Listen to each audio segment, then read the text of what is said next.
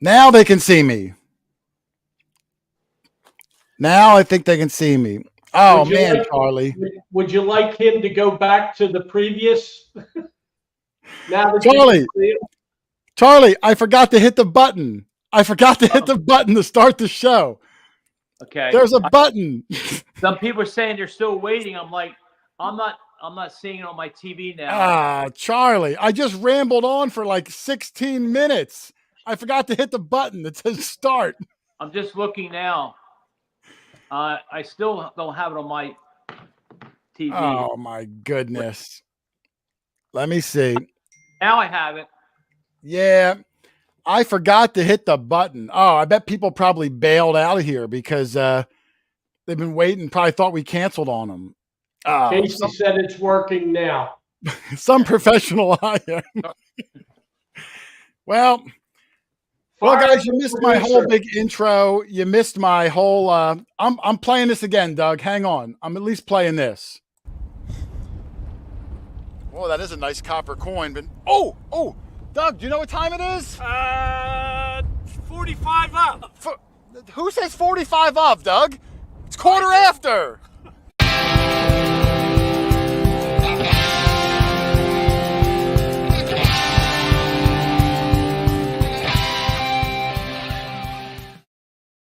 Reboot, Doug. We rebooted the show. Guys, I'm so sorry. I've been rambling for like 15 minutes. I forgot to hit the start button. Nobody told me. Nobody told me. We're just Can I say something? Do you remember when you and I were talking about that intro and you were saying how you're vacillating as to whether you should continue with it or not? I don't even know what vacillating means, Doug. What does that mean? means you were going back and forth, wondering if you should continue with that introduction. Well, look at Gunsmoke, shows like Gunsmoke. They had that same intro for 20 some years. Well, There's nothing wrong with it. I was telling Doug that, I told people that I wanted to change the intro to the live stream, the who says 45 of Doug, but I've come to love it. I really, it still makes me laugh. Yeah. So I'm keeping that. Good. Doug, even though I did the whole thing, I'm waiting for the first guest to come in. So I'm going to redo my little spiel that I started the show with, since, I thought we were live and we weren't. But I'm doing the show as a talking point for the Detecting the Heartland hunt that we were at, 2 weekends ago. I can't believe I got to do all this again. Gee whiz.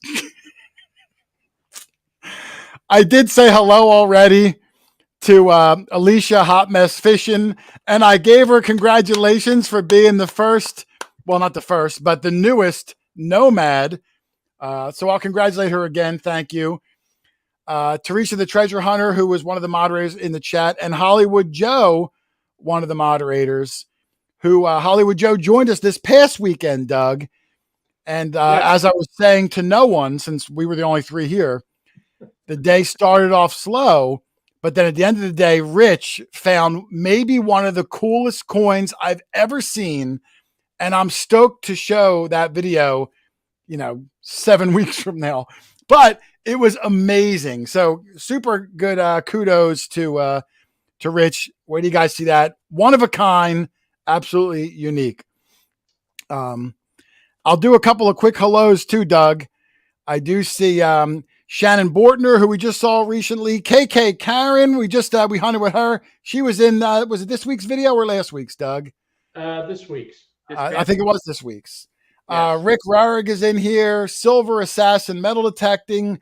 Grandpa Hoover. Coils for Foils. Show Me Mode. My mother is in the chat, Doug. Jersey Ray. Mother. Patty Hartley in the chat. Thank you for joining us, and thank you for birthing me. Nick Shalina was in here. Dirty Paws Detecting. Jersey Ray Diggs. Toledo Tab. Pin It TV. Goes on and on and on and on. Now, our first two guests, which are scheduled to come on in 30 seconds, I don't see yet. Okay. We have really bad luck when it comes to guests, Doug. Why do we have such bad luck? Well, we got Marcy Meyer in the. All right, well, Marcy Myers is here. The Bandit is here. You know it's going to be a good show if Mom is here. Yeah, my mother is here. Thank you, Mother. Rich is in our chat. Rich Van Winkle, the Key Date Kid, who is the Excalibur Shovels, who I just got this super cool hat from him. So thank you. Makes awesome shovels. So if you need a new shovel in your repertoire, go check him out. Excalibur Why do I stumble through that word, Doug? It's 2 syllables. ExcaliburShovels.com. Thank you. So let me see. I guess since they're not in here yet, I'm going to retell our travel story real quick. I'll try to make it brief, Doug. Yeah, give us the Reader's Digest. Yeah, well, they didn't hear it yet. You heard it. Well, you lived it. But I was saying that on the Detecting the Heartland hunt, they had a meet and greet on Friday evening, but I had to work Thursday. I couldn't fly out Thursday. So we had to find a flight early Friday, but enough time where we'd fly into Chicago, get a connector to Des Moines, and then from Des Moines to the event in time, and there was no connector. Right. So we had to fly into O'Hare and then drive 7 hours out there in order to arrive in time. One of our guests is here, but I'll finish the story real quick. Okay. Although it says his device is not connected, technical issues. I think he's here. So because we had that long drive, I thought, well, you know what? I'm going to rent something a little bit more spacious for that long drive. So I rented this larger size truck from a rental company called Routes Rental, not Ralph, Routes. Have you ever heard of Routes Rental, Charlie? No, I haven't. Now, nobody has. Nobody has. And you're better off forgetting their name, Charlie, because I booked it like 2 months in advance. And then like a day or two before, I get a text from Routes Rental saying, hey, don't forget the rules of rental. A, you can't leave the state, which I'm leaving the state. B, you only get 100 miles. It's not unlimited. What rental vehicle doesn't give you unlimited miles? So I'm like, oh, what the heck, man? So I had to try to call and cancel it, which it wasn't. It was one of those rentals where if you book it early and pay for it, it's like a no cancellation policy. But I had to cancel because, they weren't disclosed to me. So after all that rigmarole, I finally got out of that, ordered through Avis, but it cost more money and it was smaller. Charlie got to lay in the back seat the whole time. And Doug and I rode shotgun. Did you take a nap in the back, Charlie? Yes, I did. Yeah, I thought I heard some snoring back there. All right, I'm seeing some technical difficulties from the guest, so I'm going to see if he can get in. I'm not seeing any video, so I don't know if they approve their camera or not. I'll give them a second and see. And while I'm waiting, we finally had a successful Airbnb, Doug. Yes. The last 2 were nightmares. We had a squatter in the basement of the Missouri house, which was just a nightmare. We thought she was going to kill us in the middle of the night. And then the second worst thing, stole all our hot water. Well, she stole all our hot water, but I mean, she could have did worse than that. But that was ridiculous. Yeah. And then the one before that in North Carolina, the place was filthy. And I said it looked like someone soiled all the bed sheets before we got there, like as a joke. So finally got a good Airbnb out there. So shout out to I think it was called the 607 Guest House that was a former a train museum or something like that. And they were happy with us. I saw their. Oh, they left us a glowing review, which I didn't even know an Airbnb person left for the renter. I thought it was only the other way around. What could 3 old codgers do to their? I needed a ladder to get in the shower. What's that? I needed a ladder to get into the shower. Yeah, it was a big step to get into the shower. I'm not sure. It wasn't terrible, but it was. I mean, listen, if that's the worst thing, Charlie, then we had a good Airbnb. Oh yeah, and I killed a wasp in there. Yeah, you did kill a wasp. Is kill a wasp the term you use when you go to the bathroom? He died. I gotta go kill a wasp, guys. He died on contact. Yeah, the one bad thing is there was only one shower, and I usually try to get Airbnbs with 2 showers. So when we rent a place with only one shower, we designate one bathroom that you're not allowed to do certain things in, and then the other bathroom is, you You can you do it all. Yeah. right. So we keep a strict, no doing what you got to do. Oh, I think I see video now from. There we go. I see video. All right, I'm going to bring in. I'll give him a second while he orients, but I think he's got it. I see one half of the guests, Doug, 50%. But you know what? When you're going live, you take what you can get. 50% is better than nothing. Yeah, it's better than nothing. It's better than nothing. We had a guest like 2 weeks ago. Totally forgot. Remember? Totally forgot. And we're high on their priority. Yeah, we're at the bottom of the barrel. It's like we're like door to door solar panel salesman. Yeah, exactly. All right. He's orienting it. I'll wait till he looks good. I want him to look extra handsome. Okay. All right. I'm going to bring him in, Doug. Are you ready? All right. Let's welcome one half of perhaps the most famous detecting duo in the land, the Ringmaster himself. Hey. How are you, Tim? Great. Hey, do you want me to be horizontal or vertical? I'd like you to be octagonal. Can you be octagonal? Yeah. I'm just glad you. Now I don't know where George is. I'm hoping that he has the technical prowess to click on that link I sent him.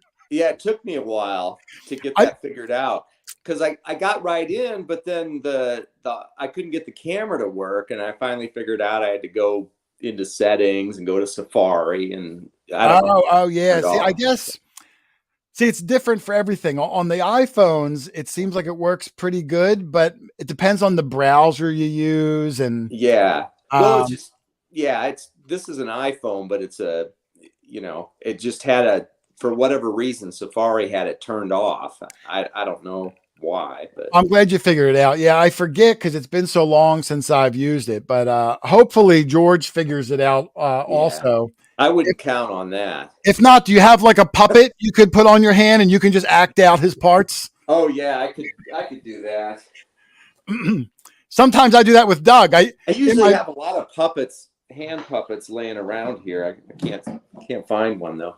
In my videos, when Doug can't be there, I do this thing. It's called a Doug sickle, where I print out a picture of Doug and I glue his face to a popsicle stick. Right. Yeah, and I shove him in the ground and I talk to him. And sometimes I cut his mouth open so I can put my finger through his mouth and make it look like he's talking to me. Yeah. That character is more. Plan. Here, we'll try this. It's super creepy. There we go.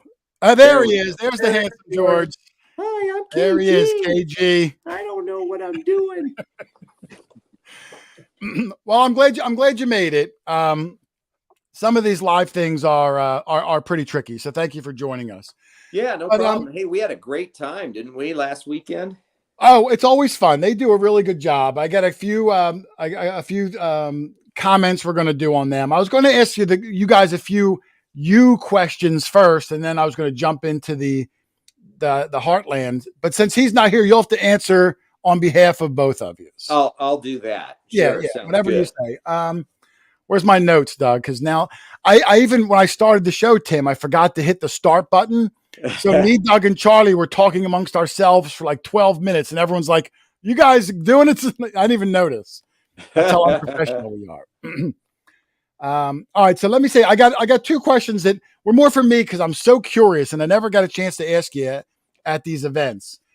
So I'm curious, when you guys first got the TV show, when you went from everyday people like us to now on this national hit on a major network, what was that like? Like, was your whole life kind of like ramped up overnight where now you're like, because I'm sure you must have been getting emails and like you're kind of famous. You probably got recognized in the grocery store. Like, how did your life change and how did you handle that? Well,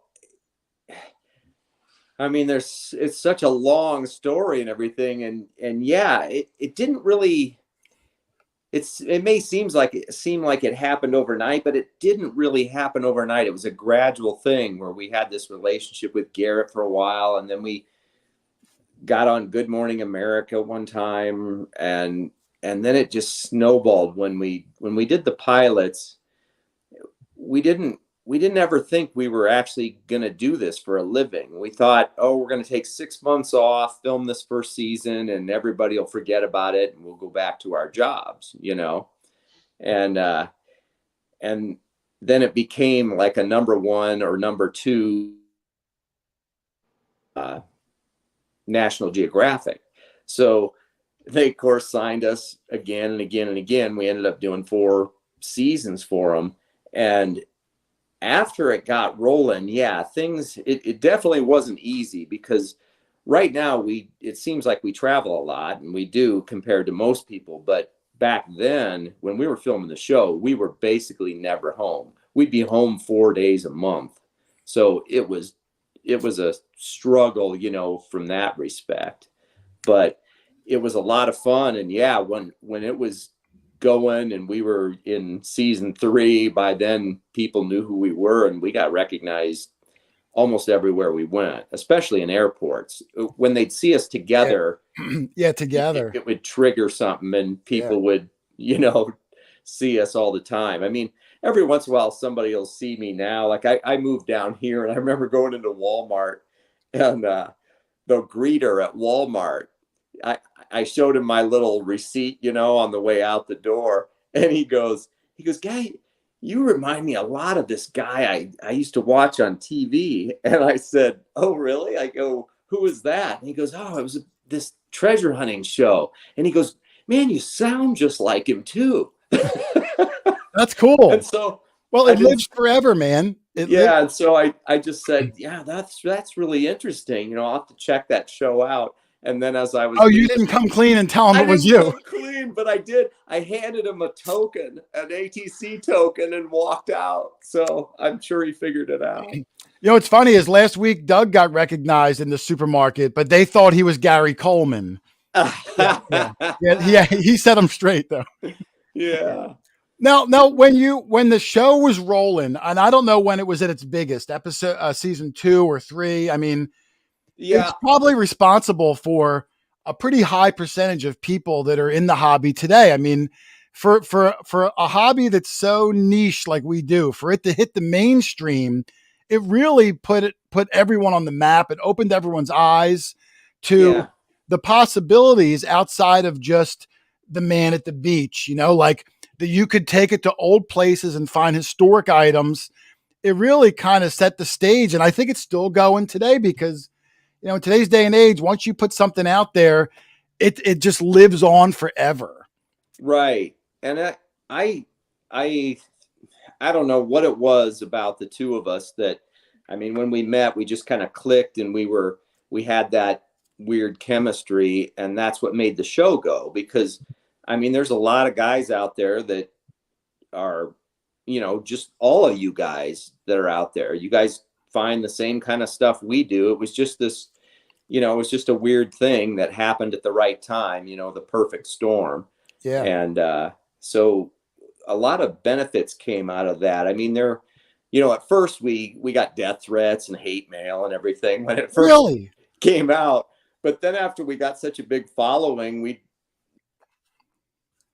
anytime somebody would say something negative, like that's all faked and it's not a real thing, these other people would jump on them, after a while, and I understand that because, you would think that we were just 2 TV actors or something and didn't know how to run our machines. And it wasn't until really after the show and we were allowed to go out and mingle with the public and do these certain kind of events where people saw that we actually knew how to use our machines, and then I think perspective changed at that point a little bit, I remember around that time, because I saw the show when it was live. I remember around that time, there was a plethora of reality shows that were so over the top that I think people were starting to have this perception that reality shows were all fake and made up. And that probably trickled over to legit reality shows like yours, where you get pigeon-toed, where they're like, this other one's fake, where the guy, digs up your whole driveway. And, like, remember that one? Well, exactly. And they found, they find like a musket 20 feet down with a GTI 2500 or a Mine Lab, whatever. None of them, 20 feet. I saw it. I saw when a helicopter came down and like, what is that? Yeah, it's just, and I mean, yeah, I understand where they group it together, and that's the way it was. But I think, again, when we first did that interview it was somewhere in California on the beach, somewhere in LA or wherever there was an event. And we did this first public interview kind of where they just said, go ahead and talk to the crowd. There were a bunch of, old school dudes sitting in the crowd with their arms crossed. Like, I didn't want to listen to these two yahoos. And, George and I never prepare anything. So after the Meteorite Men went on and did their little talk, we went on, and I just told people right off, I just said, we'll talk about whatever you want. Ask us anything you want to ask us. And they're just like, well, is this all fake? And, and we expected those questions, and we were happy to answer them because, it is a TV show. And we told them at that time, it's just like, yeah, I remember one specific find in Maine where I found something. It was some cool button, and it was right in the corner of this fence, and the two camera guys with their gigantic cameras couldn't film it. So I told them, I just said, yeah, I picked it up, kept it in the clump, and ran out and dug another hole in the middle of the yard where there were some pretty flowers and stuff for National Geographic and all their TV stuff, and continued the shot there. So in that respect, I guess you could say that was faked, but it was a real find right there. And it's like, it's TV. You have to make some sort of allotment for it. And I mean, so many of them, I mean, you can tell when we dug something up that it was real because it was, we didn't know it was there, and 90% of the stuff we dug up wasn't worth anything. 99.9. Same for everybody. Yeah. It's just like, it's the same stuff you guys dig up. So, I mean, I think that's what eventually put it over is, everybody else is finding $50,000 a week, and we were finding $5 a week. Right. And so I looked at George, I'd said, we must be doing something wrong, and it's like, Nat Geo was like, no, you're doing it right. Just keep being you guys. And this isn't about a monetary value. It's about telling history of, George Washington or John Wilkes Booth or, whatever show we were working on. It's about, presenting history in a fun light. And that's what made the show really popular. And we would have been number one the whole time, except for Wicked Tuna kept beating us out. I only watched like one or two episodes. I can't even watch those boats. I get seasick even watching that. Yeah. I can't. Doug can do that. Doug goes out on those boats. Guilty, Tim. I can't do it. Yeah. No, that's it. It's funny. They always beat us out. And we had to do a thing in Hollywood. There was some big photo shoot, and we went out. They flew us out there, and all the Nat Geo people were there, everybody that was on the shows. And I remember meeting all the Wicked Tuna guys there, and we were getting our photo taken together, and they gave us all these National Geographic hoodies. And I remember putting tokens in all of their hoodies because I was standing right behind them, But now, what's funny too is that the Detecting the Heartland hunt, Doug found one of your tokens that you must have buried there.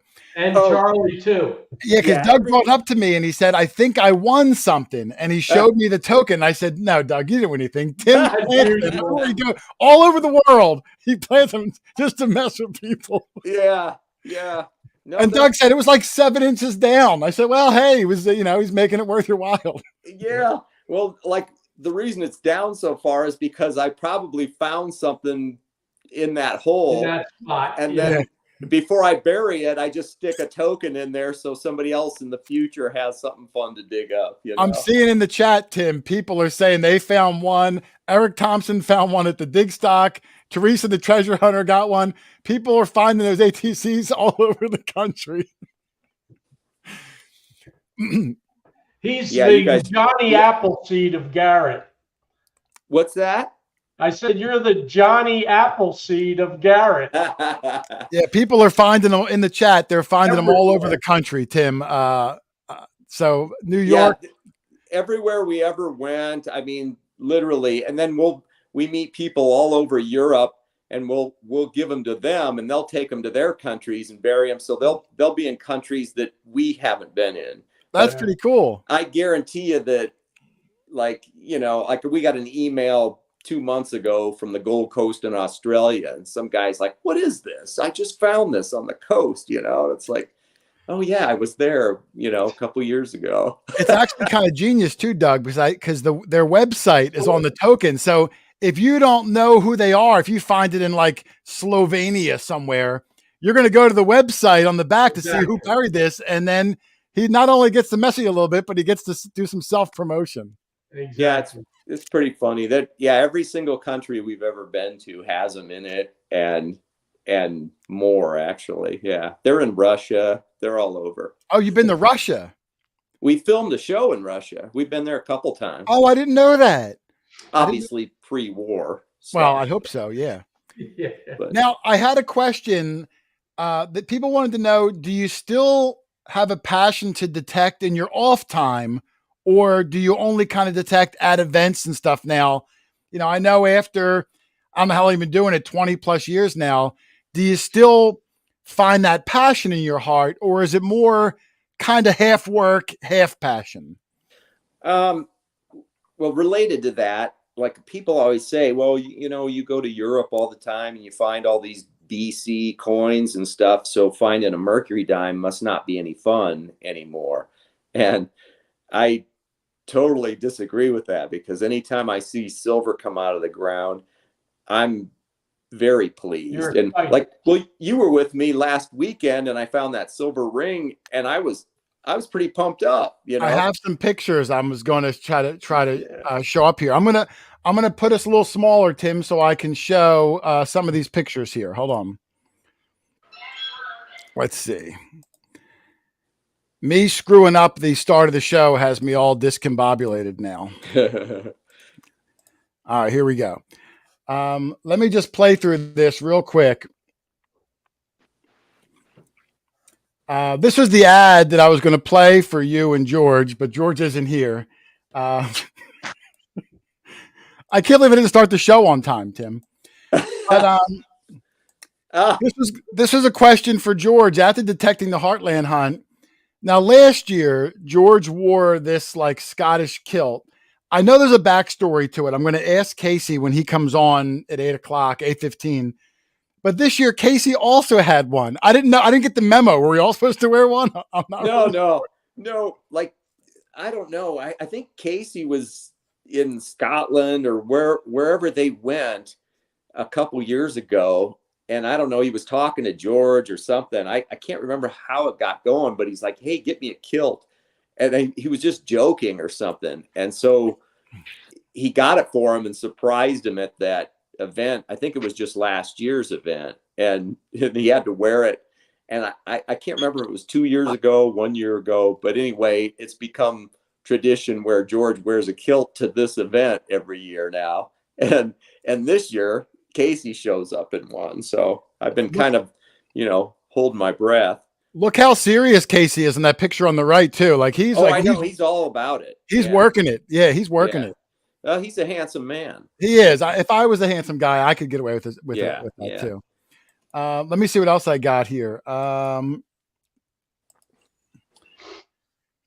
This one. Now, forgive me, Tim. I don't know a lot about the Iowa sports, but they kind of played a pretty cool joke on you. I'll play it through here, and then I'll ask you the question. Okay. Now, Mindy came out and gave you this little Cy the Cardinal doll, which I think is the mascot for, is it Iowa State University? Correct. Iowa State. Iowa State. I'm guessing you're the opposing team's fan. Yes. Iowa. Yeah. And Um, it just goes on ever since we've done this. I mean, look at that. They just totally Yeah. They hired a full body mascot to come out, snuck up behind you. Yeah, and I mean, it was the real thing, the real mascot, and they had a real cheerleader there and Oh everything. yeah, there was a cheerleader there. There she is there. There she is. Good sport for you to embrace the opposing team. I don't know if I could.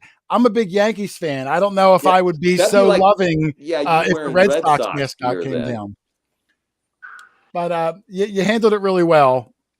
And for those who don't know, Tim is an avid birder, which I really started appreciating the birds recently. So that's as close to a cardinal as you've probably ever gotten. Yeah, it's just so weird that I mean, my son was so angry with me. I sent him that picture, and he was just like, "Really?" Because he goes, what do you cheer for any team but your own now? And because a few weeks ago we were hunting at a place and we were with Brett Favre, and I took a picture with him and we took a little video. I got Brett Favre to say "Go Bears," and we sent it to him. Oh, And, Brett Favre did? yeah, and my son was so angry with him because he just hates the Packers, you know. And so he's just been furious with me ever since. And then I did that cyclone thing with Casey and those guys, and now he'll barely talk to me. Yeah, he doesn't even talk to you anymore. Yeah. Well, but besides that one, let me see. Let me just put over to the side. Now, if one bird in the hand wasn't enough with Cy, the cardinal, you also had. Let's see if I can bring this up here. How crazy is this? Now, these photos are courtesy of Casey because I wasn't with you at the time. Right. There was a suspension bridge to walk from one side of the gully to the other, and I Yeah. guess you stumbled across this bird. What kind of bird is this? It's an all blue bird. We were crossing over the bridge to go detect up in that upper old house up on the other side, and there was one of the guys that runs the place or is, you know, takes care of the place there.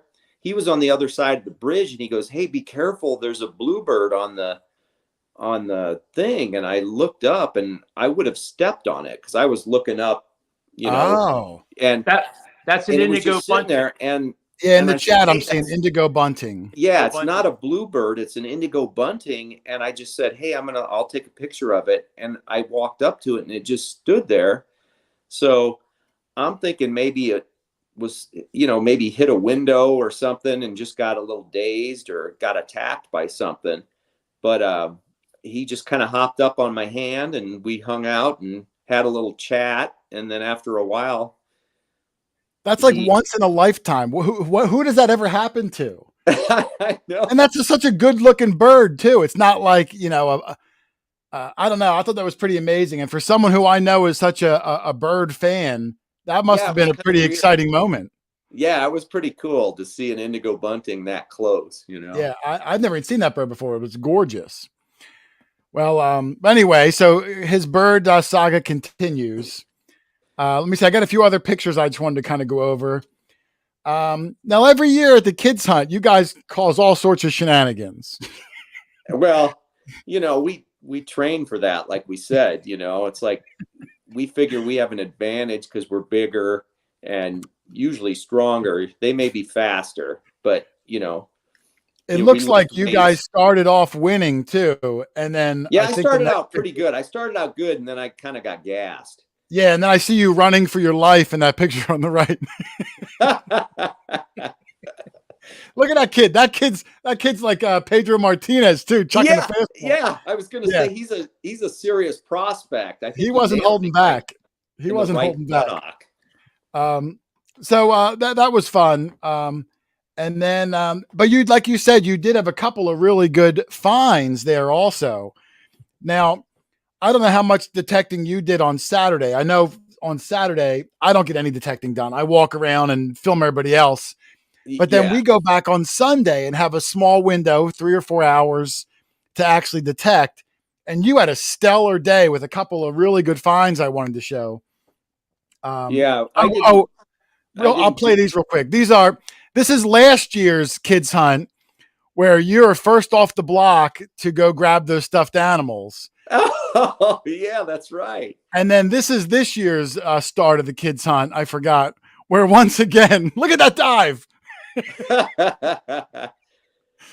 So yeah, it's become a tradition at this kids hunt too. DTH. I'm always, he grabs the best stuffed animals, Doug, every year. It's kind of like the one of the Grand Slam events. You get the big four during the year, and this is one of them you have to train for. I agree. I'm impressed that you didn't use a stunt double for that. He does all his own stunts, Doug. All his own stunts. Amazing. Doug, I couldn't imagine you running, jumping, and diving to the ground to grab a stuffed animal. It would take a crane to lift me up. Well, here's one of your finds. Tim, I was walking around and I heard a big commotion. And let me see here what you got on this one. Oh, this was amazing, Doug. I don't know if you saw this or not. Just the picture. It looked like at first it may have just been some sort of a generic button. I wasn't sure what it was. You can see on the eagle on the left, it says Iowa on the bottom. Now, Tim is, I think, not only from Iowa, but like he said, a huge Iowa State or Iowa. Which one are you a fan of, Tim? The Iowa Hawkeyes. University of Iowa. Sorry. Yeah. So he got this incredible button. I think I have a picture of the Iowa name a little bit right there. You can kind of see it there. Yeah. That was amazing. Tim, did you get an ID on that? What that was from? Yeah, it was it was Indian Wars era, 1866 to 1881, I think, something like that. Man. And with that back mark, I can't remember. I think I just put a reel out about it or something, and it has the years in there, but it's definitely Indian Wars era. And it's beautiful shape too. I can't believe how nice it came out. Sure. Yeah, it was almost immaculate, Yeah. I didn't even clean it. I just kind of brushed it off and left it because it's so perfect the way it is, No, that was a gorgeous button. And, like I said, our detecting time is kind of limited. So to be able to get something super cool, right. I just wanted to get one thing. I wouldn't care if I got like a pin from 2 years ago. I just wanted something.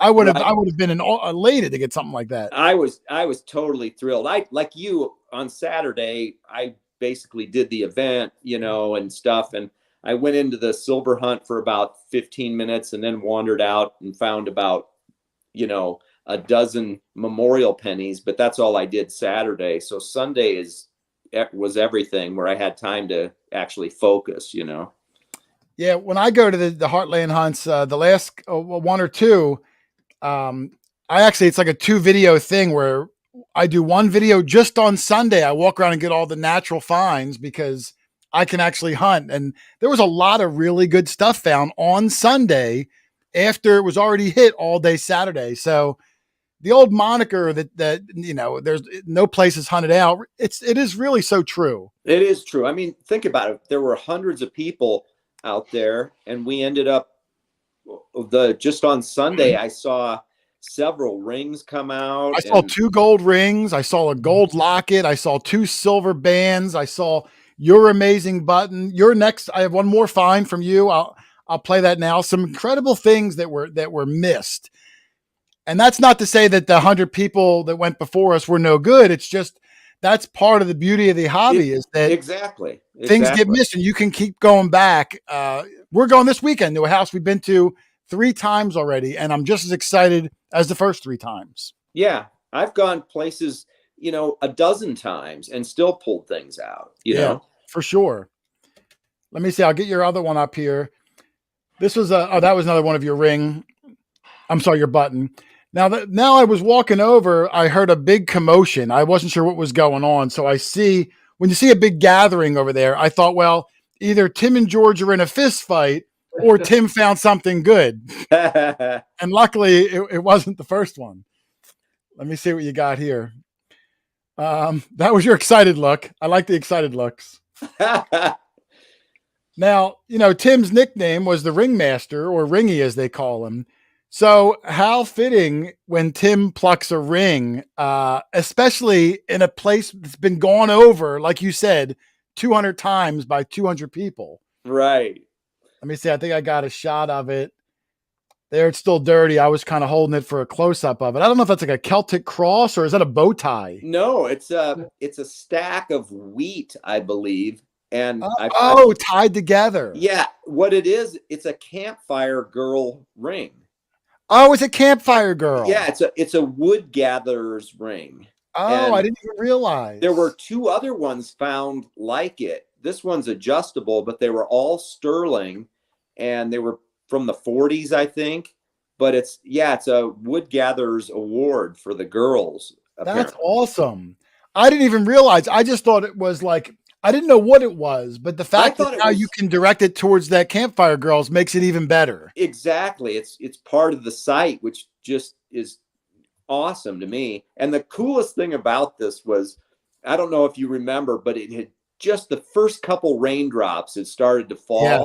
And it was getting late, and I was thinking, I got a long drive, and whoever was hunting next to me, I was hunting with a couple of guys, and there was somebody next to me, and I go, I just got a hit here. This is my last hole. It's starting to rain. I'm done. So whatever happens, happens. And it turned out it was a silver ring. When you go out on a bang like that, when your last dig of the day is something amazing, man, you're on a high for like a week, I had a great time at that hunt. I've had a couple good ones. I did a good one in Missouri too, where I found a rare token, and Missouri hunt was another fabulous one. Yeah, I just I've been on a roll for whatever reason, That's good. That's good. I've been on a roll, but my roll's been downhill. Yours is up. Let me see here. Now, George, there's the one of you holding the ring. George wasn't able to stay Sunday, so I put this picture up, even though they were on the surface in the kids' hunt, but I wanted him to be represented. Yeah, he did good in the kids' hunt. Yeah. He took them from a little kid. Animals that I scored, but he did better as far as the metallic items in the kids' hunt. So, got to give him But he's a good dude. I'm sorry he couldn't make it on. It's always a pleasure seeing you guys. Let me bring this out here. Hold on. Trying to hit all the buttons is really difficult, Tim. I told you I didn't even hit the beginning button to start the stupid show. But no, it's always a pleasure. I know I tried to get you on before. Like you said, your schedule is crazy. You're still all over the place. I saw you're going to Europe like 2 or 3 more times this year. I don't know how you do it. I don't know. You just kind of get used to staying up all night, I guess. I guess so. It's weird, but the good thing is this last one we did. I think I'm going to be home for at least a couple months now before I head to Australia. Oh, that's good. So I'll be able to get some more stuff done. Hopefully we'll get some more videos out there and stuff for everybody, but it's just, now, what do you do before I let you go? I'm curious. What do you do in your free time, not counting detecting or birding? I know you're a big bird fan. What does Tim like to do in his free time when you're home for small stretches like that? My wife and I watch a lot of BBC murder mystery English murder shows. Like Agatha Christie kind of stuff? Well, kind of, but like just kind of like what would be an example? An American example would be like Law and Order SVU or something. So not something that's old like Murder, She Wrote. Something not like that. Some of them are old, but most of them are modern, newer ones, but we'll stream them and just watch them. That's kind of what we do at night, in case anybody wants to know. Now, is your wife like mine, where you start a show and within 7 minutes she's asleep, so then you feel guilty watching the next episode? No, these are ones, the reason we watch them together is because we both are interested in them. So she's enthralled. Yeah, and then we'll both just make fun of all the characters and whatever, and we have nicknames for them and all that. So watching a show with my wife is like a month-long process. Like each night she watches 10 minutes. I feel guilty. I look over, she's asleep, and I'm like, do I want to keep watching it? Or I guess I'll stop it. and then I just stare at the wall. No, me. If anybody falls asleep, it's me. So. Well, Tim, I know we ran a little bit over. I appreciate you coming on, man. Thank you very much. I'll text George later. Hopefully he's okay. Yeah. Hopefully he's all right. But no, listen, thanks for coming on. I look forward to seeing you again at the Detecting the Heartland Hunt next year. And I think I'll see you in Treasure Fest. Doug and I are going in October. You going to that in Arkansas? I'm not sure, but I'm not sure if that overlaps with our England. Oh, I'll have to look at your schedule. Yeah, we'll look at that. I think I just updated it. It's at diggintv.com. So if you want to see the schedule, it should be there. And hopefully with the release of the new Garrett machine, that's going to be coming up. I think I was going to ask you about the new Storm, but I know everything is very hush hush about that. They're gonna reveal it, I think, on June 18th. So it's only a few weeks away. Oh, okay. I mean, I have some questions about it, but I know you're probably sworn to secrecy. We're still testing it. Listen, I'm excited. I mean, we might swing different brands, but any new machine is good for everybody. It creates a buzz. When one company puts out a new machine, the other ones, it then puts them in position to come out with something new and better. Right. So it helps the whole hobby, gets people involved. It actually helps the consumer because you got competition. So absolutely. It keeps the prices down. So I'm really hopeful for this one. Hopefully it'll be something really awesome. And so far so good. And so June 18th will be the day, and then people won't have to keep asking me. Are you going to do a reveal on your website for it? Are you going to do any sort of? Yeah. We'll definitely have something geared up for it. I've already tested it with KG. We've found our first items over in Europe already with it. So we know it finds things. That's cool. It works. It works. Yeah. All right. Sounds good. Well, Tim, listen, I appreciate you coming on. I know you're a busy guy. Thank you so much. And I'm looking forward to seeing you again, if not earlier, at least next year's Detecting the Heartland Hunt. Oh, well, I'm sure we'll run into each other before then. But yeah, it's always a blast hanging out. So thanks, everybody. Thank you very much, Tim. You take care, buddy. See ya. Bye-bye. Dougie. Yo. Man, you were quite the talker there, Doug. I couldn't shut you up. Yeah. Okay. I'm running a few minutes over, mostly my fault because I didn't start the show. I want to do, I think I'm going to do the giveaway, Doug, real quick. We got a few minutes. Now, before you do. Go ahead. Well, let me just announce it and then you can do all the talking. Okay. For this week's giveaway, I had a game. My machine crashed. I said earlier, I had to rebuild my whole MacBook today. So there'll be no game for it. I'm just going to do a random chat comment picker. So anybody that wants a shot to win the Nokta Accupoint pinpointer, type the word Nokta in the chat. Nokta, Nokta. As long as you type it in there, I'm going to pick a winner in about 4 minutes, but it's only going to pick through the winners that actually typed in the word Nokta. So make sure you type it in within the next 4 minutes while Doug's chatting it up. Go ahead, Dougie. Well, what I was going to do was ask you if you could run that intro again. It's so exciting. the intro to the show? Yeah. Listen, I'm a big fan. And I love anything that makes one of us look foolish because that always seems to be me. Sometimes it's you. I'm not going to lie. Sometimes it's you. But sometimes it's Charlie me. For a while? Sometimes it's Charlie. I like it because, like Tim was saying, with his show is sometimes you get haters out there and you get trolls and people that give you a hard time. But if you make fun of yourself or if we make fun of each other, it diffuses a lot of that, because what are you going to say to me or Doug that we're not already saying to each other? You know what I mean? So I'm a big fan of making fun of yourself. I'm a big fan of not taking life too serious. And it kind of works out. All right, so I'm going to give them another minute or so, Doug. We're going to do the giveaway, and then I'm going to bring in Casey and Mindy, who are prepared and ready to go. Okay. Before we do, give everybody a chance to put Nokta in there. Do we know how many are in the chat tonight? 37. 237. 237. Thank you, Kelly. So you've got a 1 in, well, I guess 237. Unless someone doesn't type Nokta in, then they wouldn't count. Oh, and I have to say, to be fair, if one of the moderators happens to win, because it's going to grab theirs, I can't give it to those guys. So Right. we'll make it up to them in another way. We know them all personally. Right. Anybody else, just put Nokta in there. All right, I'm going to bring it up, Doug, because I want to try to keep Mindy and Casey somewhat on schedule. All right, so let me share this out, Doug. I've never done this before. It's not quite as fun as the game, but I was kind of in a pickle. All right, Doug. So it's pretty cut and dry. You just kind of, you put in a link to the live stream, and that's the live stream we're doing right now. I'm going to put in the word Nokta here. I'm going to give them another 30, 40 seconds in case I didn't do it yet. Yep. And then I'll hit let me see if I think I can hit this now.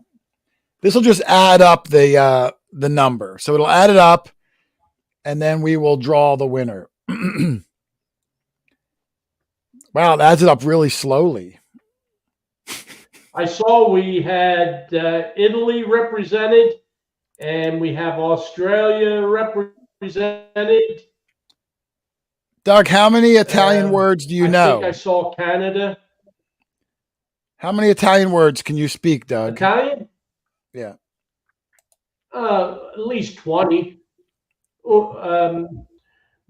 Buonasera. I know you know fettuccine. hello. I know that one. You say that all the time. Fettuccine and spaghetti. Yeah. Paisan. I've never used this tool before, Doug. It sure seems to add very, very slowly. Doug, you know what Kumasta means? Oh, yeah. Kumasta. I'm sure we have more than 58 entries. And that's what I'm showing. Pizza. Somebody just came up with an Italian word. Pizza. I'm going to let this run for a minute or so because I don't know why it's so slow and I want to get everyone counted. So I'm going to bring Casey and Mindy in and then we'll draw. Yeah, let it. It might, I don't know. Maybe it takes a few minutes. I'm not sure.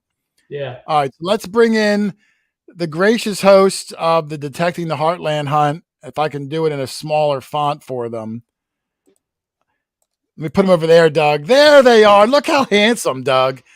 Oh, to be young and handsome again, Doug. Wouldn't that be exciting? Yeah. To be young. Casey, Mindy, how are you guys? Very good. Did you realize, because I saw you were in the green room, did you realize that I didn't really start the show the whole time? Yeah. Okay, thank you. Thank you. We Thank did you for it waving me, like flagging me that. down or something. Yeah. Yeah.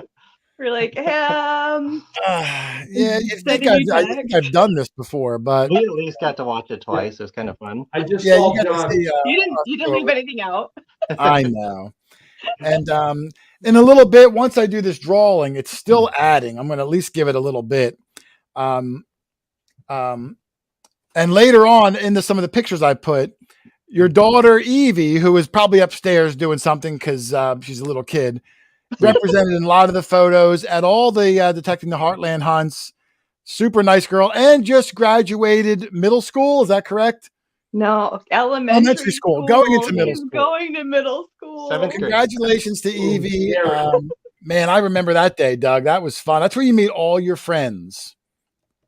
She So was pretty very cool. nervous, but So when missed she that realizes that all of her friends are still going to be there. that's she's right. fine. That's Yeah. right. Well, see, Doug never had any friends, so he can't really relate. Doug, wasn't I your first friend, Doug? Yes, and that's questionable. yeah, that is questionable. And I was So the second- before I get into the picture, I wanted to go over just a couple of questions I had, that I'm just kind of curious about. So I kind of saved them. Well, first of all, I'll start with an easy one. Is how long you been doing the Detecting the Heartland hunt? Because I know we've only been coming for maybe 2 or 3 years. I know it's been going on longer than that.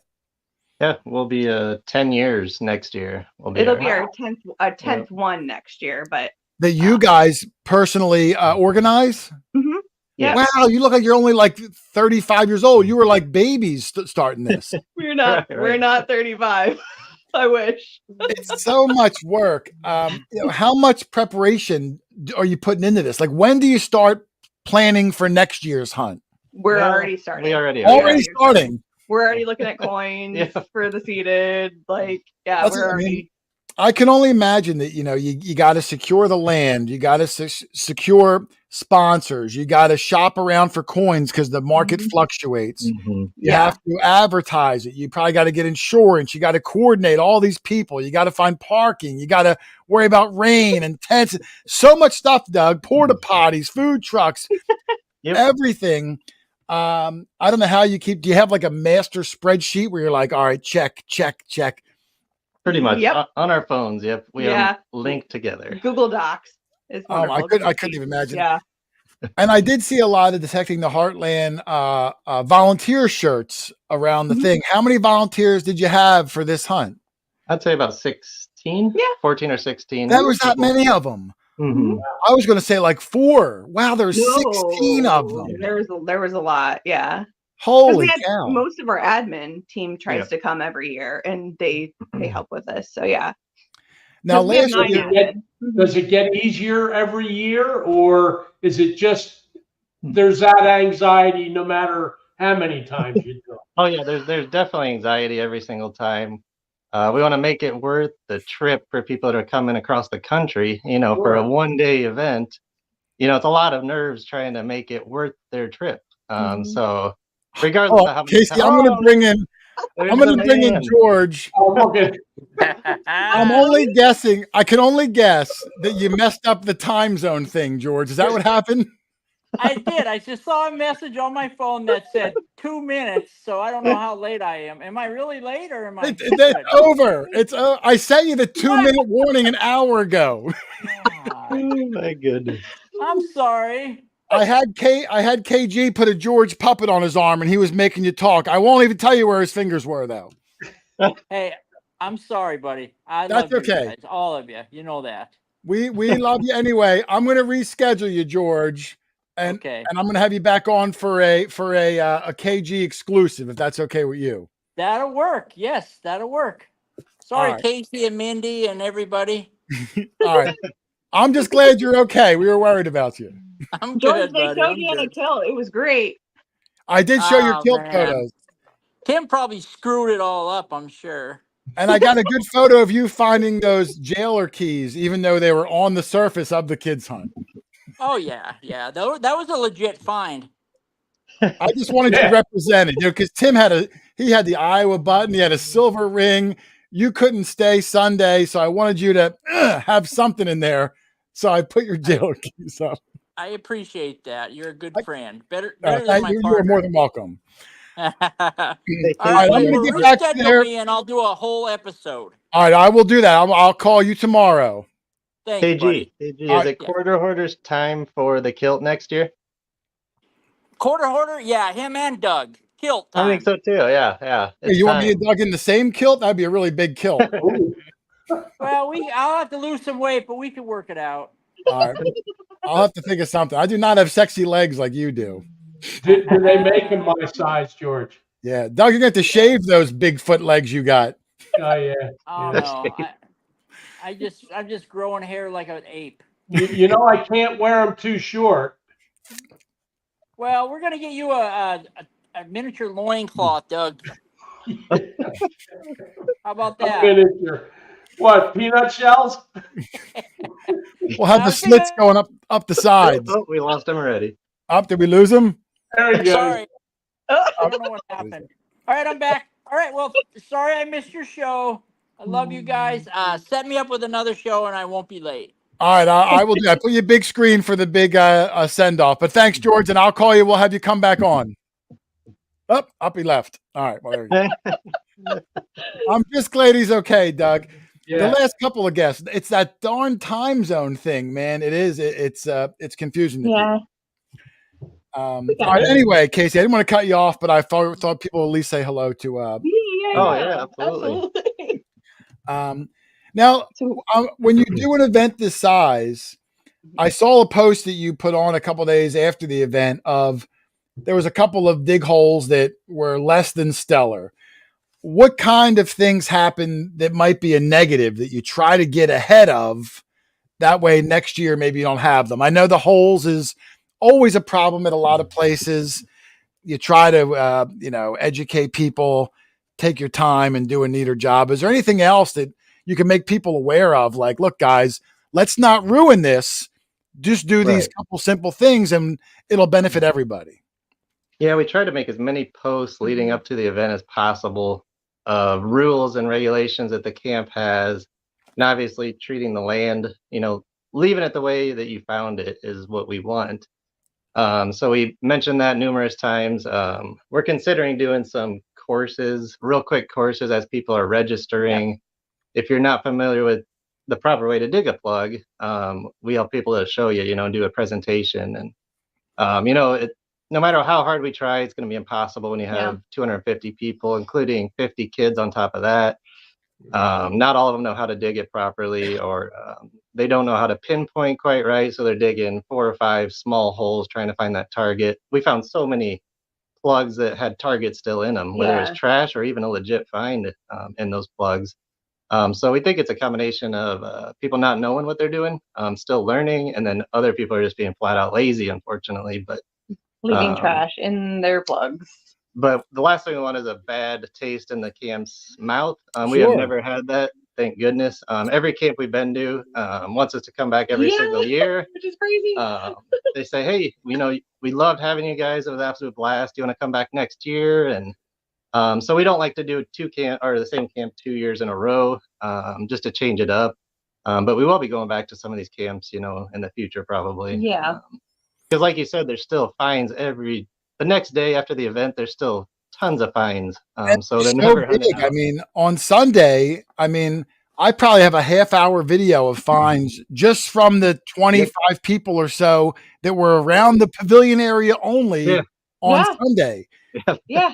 So, it really is. It's amazing. And I'm talking good stuff too. 3 pieces of gold, silver rings. Silver rings. Also the seated area. That was the natural fines area.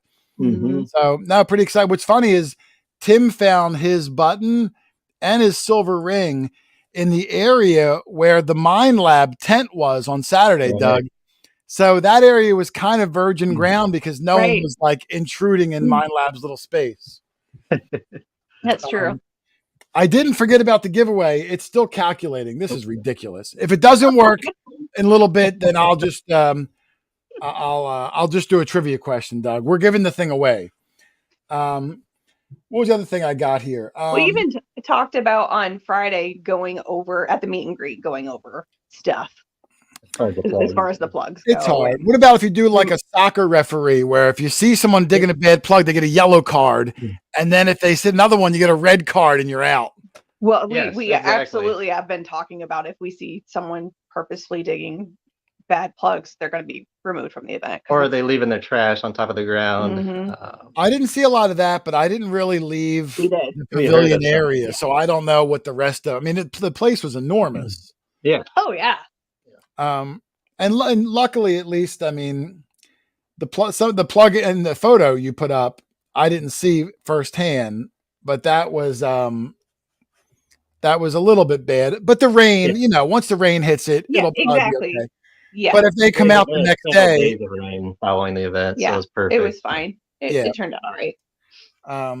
Let me see. I can't just so people see that I'm not lying here. It's still at 23. It started over. I don't know what happened. I looked over and I don't even know if it's calculating anymore. What the heck, guys? It went down. Maybe what we'll do is maybe we'll just do a number thing. How about that? Forget this, guys. Let me remove this.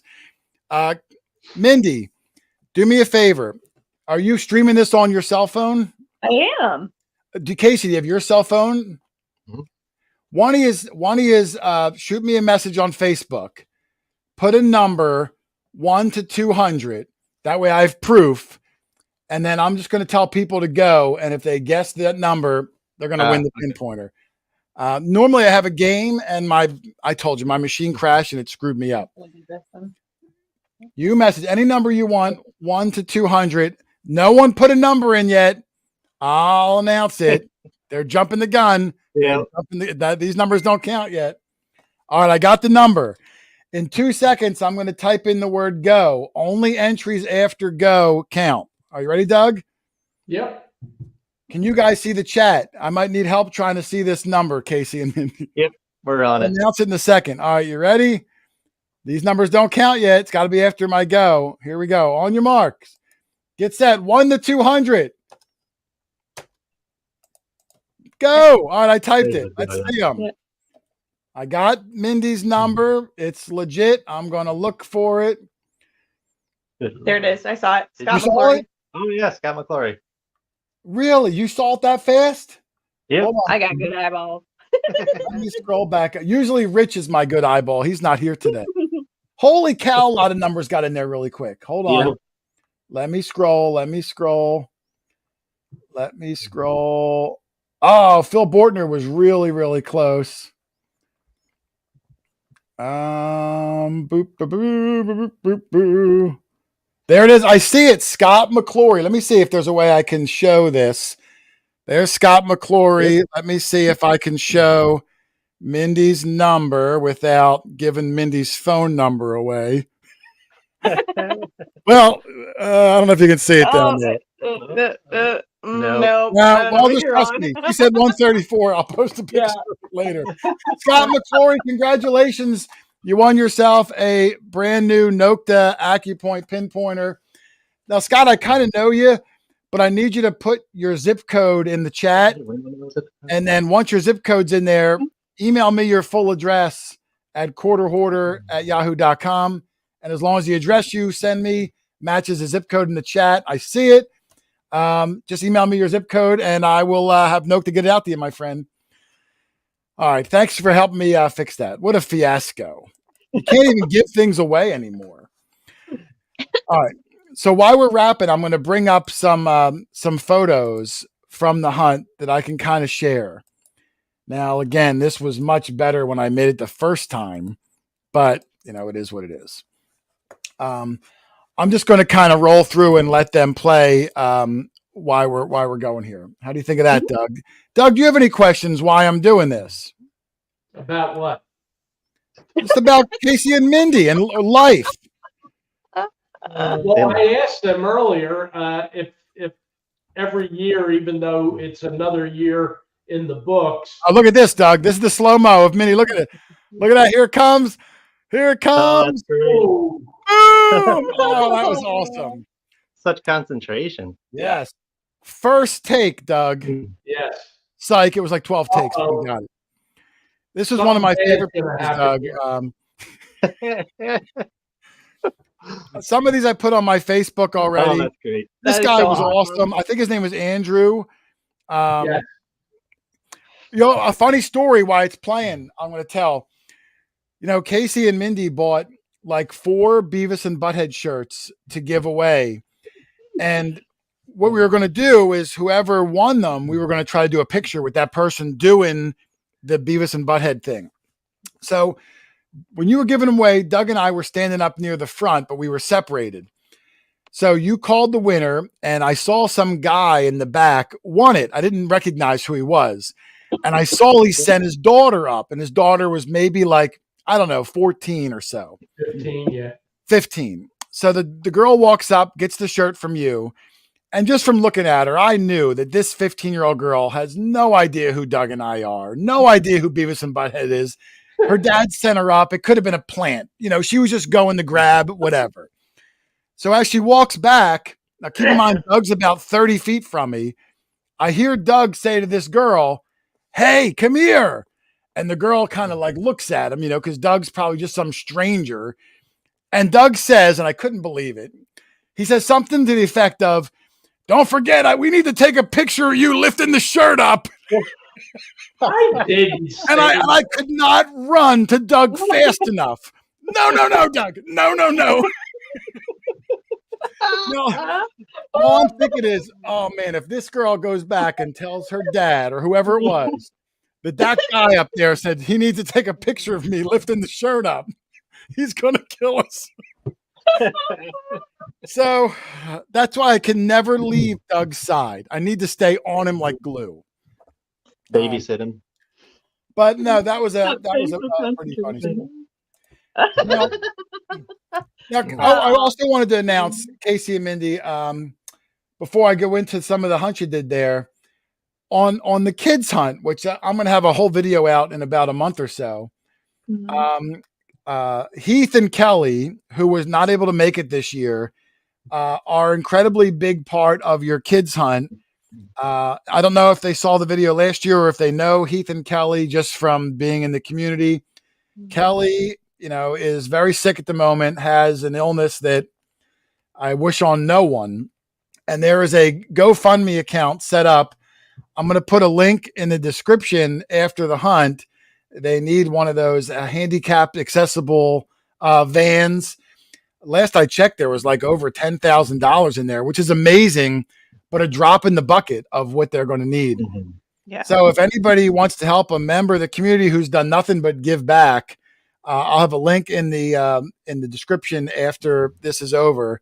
$5, $10, whatever you have would be a huge help at their most drastic time of need.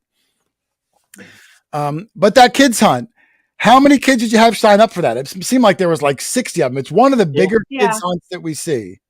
Yep, I think between 50 and 60 is about spot on. And the prizes too. I mean, they'll scroll through. Yeah. Those prizes went on forever. There must have been maybe 15 or more detectors. There was pinpointers. There was like helicopter drones and all sorts of amazing things. Little kids and big kids, alike, all smiling ear to ear. You always do a great job with that kids hunt. Yeah. Yeah, we invest a lot of the funds to the kids. We've had kids say they look forward to it more than they do Christmas. I wouldn't be surprised. They have so much fun and they take home so much presents, basically, prizes and such. So it's a lot of fun, and we've seen a lot of them grow up over the years from 3 years old to 15 almost, or 5 to 15. So really cool to see the kids grow up right before our eyes every year. So yeah, I mean, so many of them are going to keep popping up, treasure chests full of stuff. Yeah. It's one of the more exciting parts of it. They always seem to have a good time.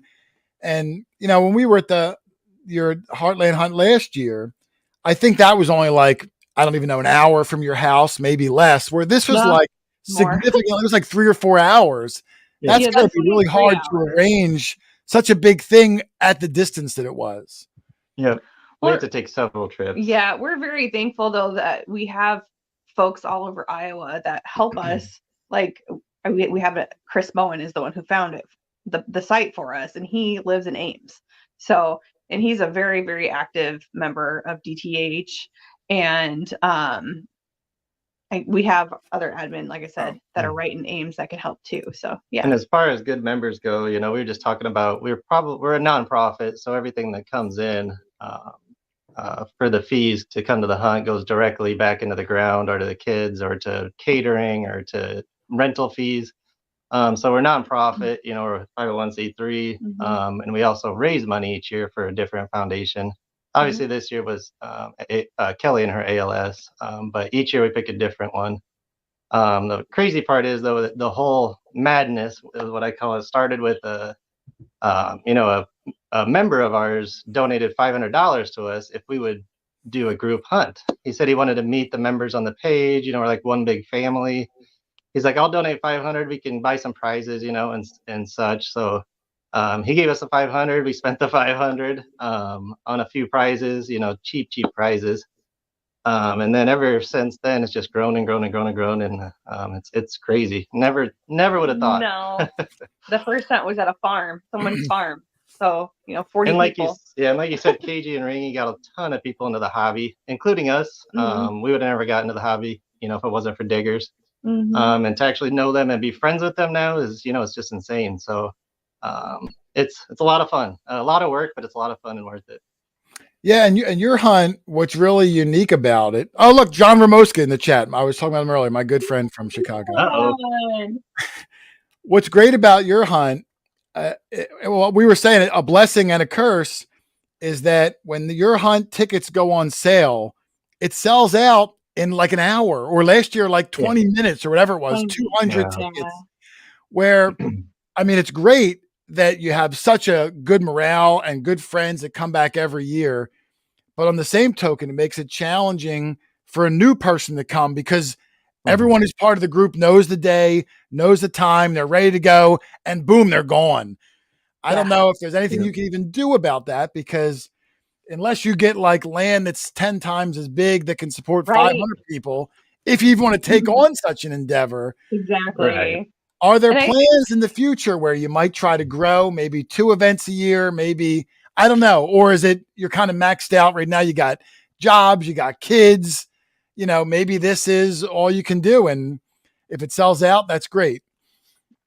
We're only ever gonna do one hunt. It's just it's so much work because it really is just me and Casey planning it. And the exhaustion out on the Monday after, and you're like, we're not getting, I mean, yes, we are still young people, but we're not getting any younger. And our Casey walked 17,000 steps just on Saturday. So like it's a high stress but worth it event. And to try and do 2 would be. We did it 1 year. We did do it 1 year. And we regretted it. And it's difficult. We're getting companies, it's harder and harder to get donations from companies anymore. So to try to get, cheaper items, 50% off, or even just 20% off for 2 hunts is about impossible. To get it for 1, not a big deal, but we found it very difficult to get donations or even reduced cost items for 2 hunts in the same year. Granted, that was before we were as popular or as, I guess, well known, you could say. So maybe it would help now. But like she said, it's just so much work that 1's plenty. Yeah, it is challenging, and people don't realize how expensive it is. That a lot of the manufacturers don't just give things for free anymore. You get it for a discount, but they're expensive still. Silver is expensive. I think it's over $30 an ounce now, which and everyone goes and expects to find, or some people expect to find, I'm going to find 25 silver coins, 30 silver coins, Rome. And look at all the stuff people are finding. Yeah. But you have to buy all that. We do. Plus, you may have to rent the place. You have to get insurance. You got to get porta potties. You got to, and it's at some point is the price of admission for people become too expensive, and you got to weigh all that. Yeah. You want it to be as good as it can be without charging people $1,000 a piece. It's got to be incredibly challenging. Well, and this past year was the first year we raised our price, because it's been the same 100 for several years. But with the cost, especially of silver, we just had to do it this past year. It was just everything was so much more expensive. Yeah. And that was, I think there was going up. Wasn't there tokens that you seeded also that were redeemed for cash money? Mm-hmm. Yep. Yeah. Yep. We had 5 tokens in the pinpointer hunt that were redeemable for $100 cash. Yeah. And then the main seeded was a $500 prize, among other things. So yeah, it just keeps pouring out. I mean, you just the money just keeps pouring out. Well, listen, I get it. One event might be as much as you can handle, and I don't blame it. Now, the good thing is, like I was saying about John, there's other events in the area, and everyone kind of supports each other. So if there's one Detecting the Heartland hunt, maybe you go to John's in Chicago. Sometimes Chuck does the I&I. There's other events in the area, and a lot of the same people go because, we're kind of a community out here doing this. Exactly. And we're busy throughout the year because, like Casey was saying, we're not just it's not just the hunt. It's a community, and we've raised how much money for members in the past? We're probably approaching $80,000 raised through the Detecting the Heartland page for different, fallen officers, for Children's Hospital, for members who had a fire, they lost their home, medical costs for certain members that we're trying to help cover. So the family has raised close to 80,000 if we probably added it all up. Wow. No, it's amazing. I mean, I don't know how you guys do it. The only hunt that Doug and I didn't go to because we were exhausted was your night pinpointer hunt. It's Now, hilarious. we didn't go for a couple reasons. Yeah. One, we were exhausted. Yeah. My Yeah. knees are the other reason. We're all too old to crawl around on our knees. And then C, like my main purpose is to record things, and it's dark. You can't see anything. Yeah, right. I don't know how that went. What kind of challenges? Let me pause this. Oh, I will show this real quick. Hold on, Doug. I'm just going to show this one picture, and then I'm going to bring them full screen. This was Grant. His name was Grant. He won one of the legend machines, and we took a picture in front of the sign. And then Grant, it was his idea. He says, well, would it be funny if I threw my old machine in the garbage can? And I said, yeah. So there's Grant throwing his Equinox. Now, I didn't ask him to do it. He put his Equinox in the garbage can. And funny. just what a good sport. And I hold no animosity to Mind Lab. I mean, there's a gazillion pictures of me and Debbie. I love them. It's just funny. That's hilarious. What a good sport Grant was. All right, let me remove this and bring Casey back in full screen. I'm going to try to wrap this up in a minute or two. The whole show is kind of a hot mess, Casey, but that's kind of what you get. Now, So can you give any spoilers of the general areas of where you're scouting for next year's DTH hunt? We have one in our area that we're scouting, southeast Iowa. There's one in Wisconsin, just across the border from us, pretty much, Iowa into Wisconsin. And then one by Ames again that has a lot of potential. So one of the three, probably. Okay. Well, I'm excited. And you think you're looking at the same cap of about 200 people or so? Yeah, that would definitely be the most. Depending on the size of the camp. Right. And yeah, I mean, the camp held all the people comfortably. I don't know how many people are too many to keep wrangled for your own sanity. Well, and we got to make sure that there's an area big enough for the seated. Yep. Oh yeah, that's true. It's a large area. It's a football field, you know. Yeah. So it was bigger than the football field. That seated this year was massive. And it still felt like it was pretty tight. So. Yeah, it did feel like it was. Now, tight. what is, for anyone who's not familiar of it, if you want a shot to get in next year, you got to join the Detecting the Heartland Facebook group. There's a link already in the description of the live stream. You got to be a member there. And you guys accept everybody as long as you're like a metal detector. You know, like if you're half naked they're probably going to deny you. But if you're legit, what is the date? Answer the question. Yeah, it's probably security questions. You know, nothing crazy. No, it's easy. What's the date that the tickets go on sale and what time so everyone can put a reminder in their phone and be ready to go? It is Sunday, December 1st at 6 p.m. Central Time. Central or Eastern? Central. You know, because George won't get a ticket. He does not know the difference. Yeah. Yeah. I'm like, he's not here. I can make fun of him. All right. December 1st, 6 p.m. And legit, guys, they're gone in an hour. 200 tickets, which is, I mean, that's crazy. I mean, I've been to so many events. I don't know any other event, Doug, and we go to a lot of them that sell out that fast. Even if it holds 40 people, it doesn't sell out in an hour. I don't know how you do it, but you got a good group out there. It's a lot of the same people. Everybody gets along. So if you are one of the lucky new people, you're in good hands. You're going to be accepted. You'll be part of the family. And we look forward to seeing some new faces out there. Yeah. Actually, this year we probably had almost half new faces, we think. So I saw a lot of new people. Yeah, it's fun to see the new faces and a lot of first timers that were nervous to come to a group hunt, and they were absolutely ecstatic when they were done and couldn't have been happier that they chose to do it. And well, you were blessed with really good weather too. Saturday, not a cloud in the sky, gorgeous. I mean, we all got sunburned because it was just the sun was out. It was amazing. Yeah. And then Sunday, just a light sprinkling of rain, enough to cool everything off. It was perfect. Nice. I'm sorry, what were you going to say? And they were dealing with tornadoes before the event and after the event. Yeah. So to get it in that little window, they were blessed. We saw just the drive back on Monday to the airport. We drove through some nasty weather. So you were in that perfect window of that is true. Good weather. I thought we were going to see a twister on that ride back to the airport, Doug. Yeah, pretty windy. We almost had to pull over once it rained so hard. So, Wow. all right, guys. Well, listen, thank you very much for coming on. I'll try to get back on schedule here. I appreciate you improvising with the number for the giveaway, Mindy.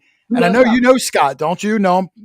Yeah, Yeah, he Yeah. you know was Scott one of the personally, first so timers. Yeah, he's one he of the owes first you a timers. dinner. I think he owes you a dinner. Yeah, I Make agree. sure you hit him up on that. All right. All right, guys. Thanks Thank for you so having much us. for coming on. Tell Evie I said hello. I know she's upstairs doing her little thing. Yeah. And I'll talk to you both soon. All right. Yes. Bye, guys. Thanks for having us. See you later. See ya. Nice hat, Doug.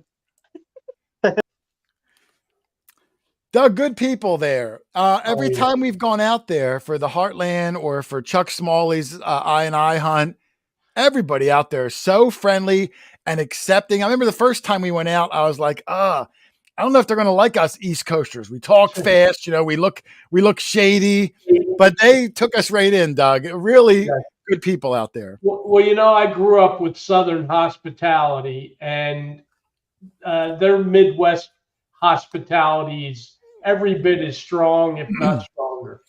Do you think if the roles were reversed and they came out to the East Coast, that the New Yorkers and Boston people would be as accepting? I think within the detecting community, yeah, that's true. That's true. We don't have those kind of issues. They may have some difficulty on the highways if they're driving.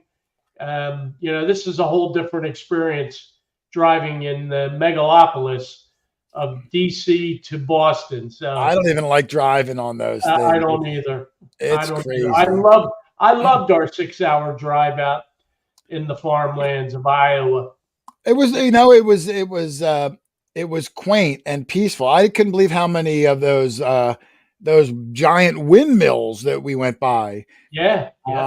But I mean, that wind was whipping, so they were. Charlie got a count of them. What was the count of them, Charlie? Charlie, were you counting the windmills? No, I was not. I was trying to figure out how big they are. They were like 100 feet tall. Oh, look, John asked me about my new shirt, Doug. I got 3 new shirts, John. I'll have to send you a link. I do have a shop, but I don't know. I don't know the link to my shop. I don't know, John, but I'll let you know, man. I'll text you after the show. Thanks for even noticing. Hey, Jason. One of the things I had to get used to was their sayings. In Pennsylvania, being in the Dutch, we have sayings. But one thing I learned out there was scoot them on up. Oh yeah, when we I won't even tell half the story, Charlie. But hey, wait a minute. You don't mind embarrassing me. Why don't you embarrass him?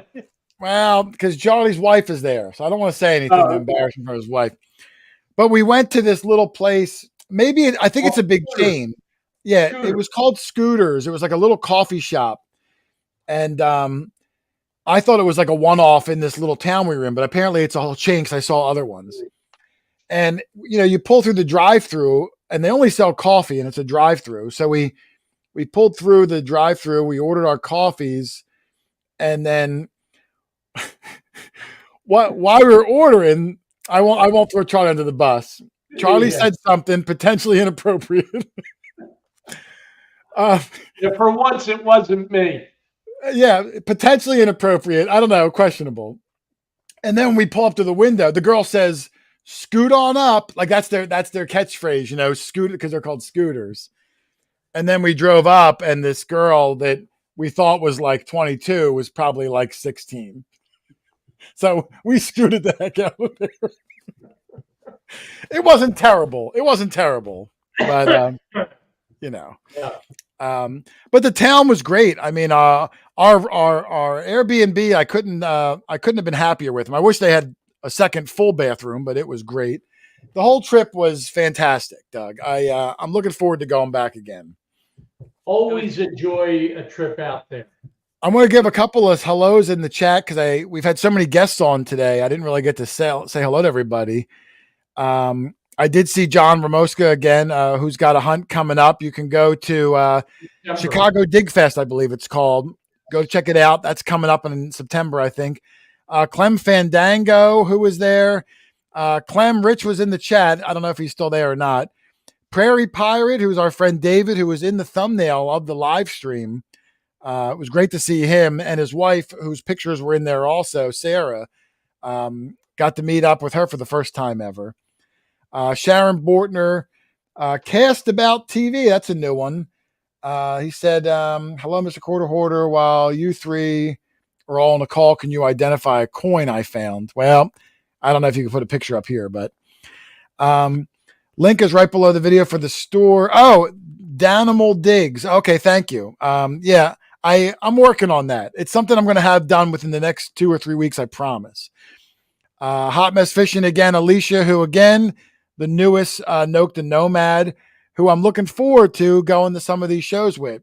Super friendly, super excitable, the kind of people I like, the kind of people that you get drawn to. So I'm looking forward to going to some shows with her. Wendy Olson, who I think won a hat before, maybe 2, I don't remember. John Tennyson, Adrian Tucker, Marcy M, Jersey Ray Diggs. Doug, we complained about driving 6 or 7 hours. Rachel drove from New Jersey all the way out there. It was like 914 hours. It was? I mean, I don't know. I mean, she drives slow, but it was far. And then just to turn around 2 days later and drive back, crazy. Drive back, yeah. Yeah, crazy. So everybody out here, thank you. Of course, KK Karen. But Doug, I want to try to get done at 9. It's about 5 of 9. I know you didn't talk a whole lot today. I'm going to try to next time maybe 1 guest. It's a lot with 4 guests or 3 since George couldn't make it. Joe Nachuda is saying hi to us as well. Oh, okay. Joe Nachuda. Judge Hello, Girlinghouse. That's a new name, Doug. Who? Judge Girlinghouse. Judge That's a new name. Did you name him that? I didn't name him. Digging the Past, J&M, Muddy Magnet. Oh, I didn't ask anybody. What did you guys think? We haven't had a live stream since Lynn's nickname was announced 2 videos ago. What did everybody think about Lindiana Jones? There was some negative feedback in the... There was one guy who left a negative feedback. And you know what? Guess what? I wanted to name, listen, there was a couple names that were really good, Doug, really funny. There was one that was the statuesque Linberty, which was really funny. Yeah. There was one that was Abraham Lincoln. But listen, she's Rich's mom. Do I want Rich to refer to his mom as Babraham? So you got to factor it all in, guys. So there was a lot of good ones. We went with Lindiana Jones. I'm sticking to it. I thought it was good. We're even going to try to do a picture of like the silhouette of her in like the cowboy hat with like a whip or something. We'll come up with some good things. I liked it. I was happy. Get into the whip. Well, I'll borrow one of yours. I know you have a big collection of them. So, hey, Jason. Yes, sir. I need a nickname instead of what you call me all the time. Well, how about Scooter? You're the one guy that had a nickname before we started hunting together. I didn't want to re-nickname you. But if you're asking me, I mean, I will. We've dug together long enough where a plethora of nicknames have run through my brain over the years. All right. So we put it out there. Anyone want to come up with a good nickname for Charlie? Well, he can have more than one, Doug. You've got 11 nicknames. Yeah. Doug was Crunchy. Charlie Doug's first. What's that? Somebody put Smoking Louie said Crunchy Charlie. Crunchy Charlie. How about something? I went to a my wife's an art teacher, Doug. Oh, and well, I'm telling everybody, I'm just pretending like I'm talking to you. I know you know. And a lot of her friends are art teachers in neighboring schools. So last night we went to a neighboring school to support that art teacher's show. Now, that other art teacher, her and her husband watch our show every Tuesday religiously, and which is really nice, So now I forget what I was going to say.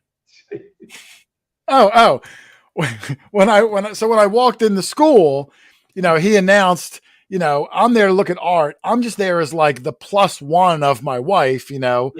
but the hoopla all became, where's Jane Fondug? You know what I mean? So like the nicknames are just, they're always out there. They're around everything. Old Groat. Oh yeah. Remember Deep Groat? That was a good nickname. Deep Groat. But Charlie found a really deep Groat. When I recorded that clip, I had to cut it and pause it because we were laughing for like 10 minutes. And then I had to pick it back up. We all had to get in the same position and pick it up again. I love the spontaneous stuff because it's just so funny. I wonder if those English guys have used that nickname before because they find groats over there, or if they even know the reference. I don't know if Deep Groat has the same meaning over there. I found a groat once, but not that old. Yeah, I remember the house you found it at. Yes. Yeah, it wasn't that deep, so you weren't Deep Groat. So we're shallow groat. Yeah, you were Tiny Groat. Yeah. Hey, Jason, I'm reading the chat. I think I made a mistake. Yeah, you're going to get them pouring in now, Charlie. Oh, look, Cobfield King Charlie. Oh, that's a good one. We try not to give any nicknames that are positive. Cha-ching Charlie. Yeah. Sue Ramsey said Deep Groat is horrible. I wouldn't really name him that. Oh, Choo Choo Charlie. That's a good one. Yeah. Cha-ching Charlie. That was taken now. Kurt Rudd. Cha-ching Charlie? That was taken, Doug? No, Choo Choo Charlie. Oh, was it? Yeah, the Good and Plenty guy. Oh, okay. I see when it says "Sorry, Charlie." The tune. Remember? Oh yeah, I remember that. Well, we're gonna have to think of something because, yeah, I mean, if you're asking for it, Charlie, you might be due. Yours is the one nickname that sometimes I fumble through when I do the intro, because I try to do the intro in one take and I got to remember 11 nicknames. And yours I fumble through sometimes. All the time. Heritage Hunter.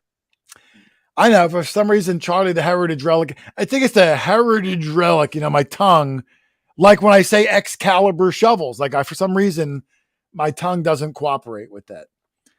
But we'll think of a couple good ones. Okay. But Doug, I think we're going to get ready to wrap this shindig up. It's 9:00. I'm tired.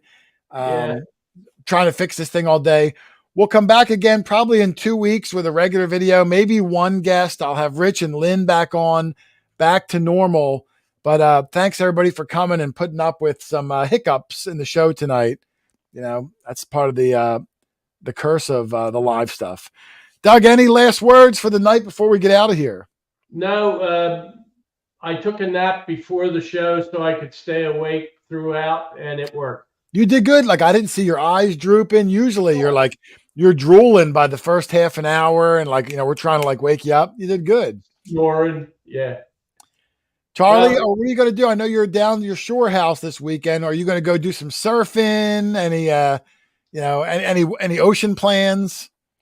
I plan on detecting the beach. You are going to detect the beach. Yeah, so I will detect the beach, and Judy likes to collect shells. Oh, that's right. She makes artwork out of the shells, doesn't she? She does. Beautiful artwork from the shells. Wow, that's good. Maybe I'll talk to Judy. Maybe she could make one and we could auction it off on the channel to raise money for Kelly, who has that ALS disease. And I know everyone would jump in, especially for a one-of-a-kind unique shell piece from the lovely Judy. Maybe I'll text her tomorrow. Do that. She would really love to do that. Yes. Yeah, I mean, I know she's very good into that. So I will. I'll talk to her. Maybe we'll do something like that. Okay. It's a really good cause. They're really good people. That'd be nice. All right. Well, we're going to get out of here, guys. Thank you, my moderators, Teresa, the treasure hunter, for hanging with us, who was also at the Detecting the Heartland hunt. She was in a lot of the pictures and all over the Facebook.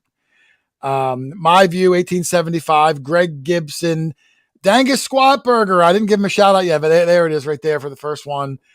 Everybody who came in. Alicia, again, congratulations. Bells is there, Doug. Did you see Bells? Wicked Digger. I missed Chris. Wicked Digger is in the chat. Mud Swat.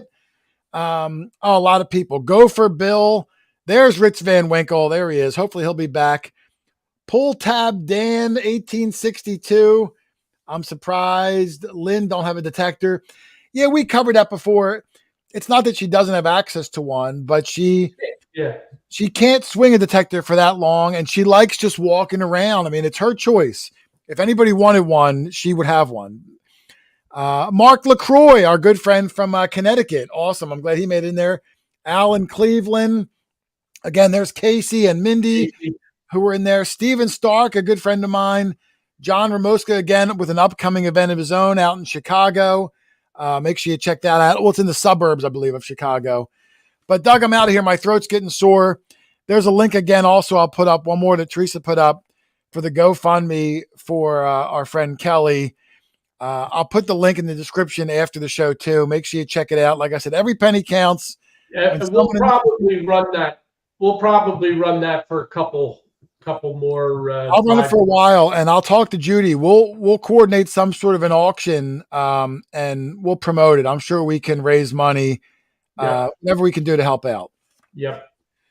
All right, let's get out of here, guys. Dougie, thank you, and Charlie, thank you for coming on. Everybody, thank you for making it. And hey, we will see you guys on the next one. 2 weeks. Here, everybody.